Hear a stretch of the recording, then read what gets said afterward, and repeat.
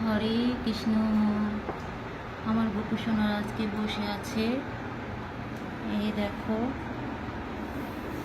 মা লক্ষ্মী মা, যে গণেশ, যে বাবা মহাদেব, আর ইনি হচ্ছে আমাদের রাম ঠাকুর, পরম গুরু রাম ঠাকুর। আমি এনারই দীক্ষিত।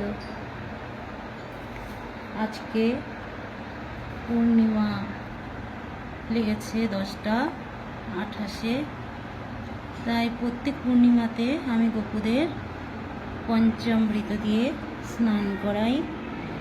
এই দেখো, এখানে আছে দই, দুধ, মধু, চিনি, ঘি আর অগুরু, এই কিছু দিয়ে, সব কিছু দিয়ে আজকে গোপু সোনাদের স্নান করাবো।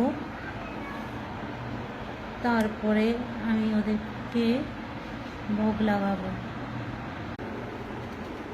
সত্যনারায়ণকে স্নান করানো হচ্ছে প্রথমে। ইনি হচ্ছে মাধব, যাদব সোনা, আর এই যে আমাদের ছোট্ট পুচকি ননি আর গোমাতা। এই চারজনকে স্নান করাবো পঞ্চামৃত দিয়ে, তারপরে আসনে বসাবো। স্নান করাচ্ছি সবাইকেই।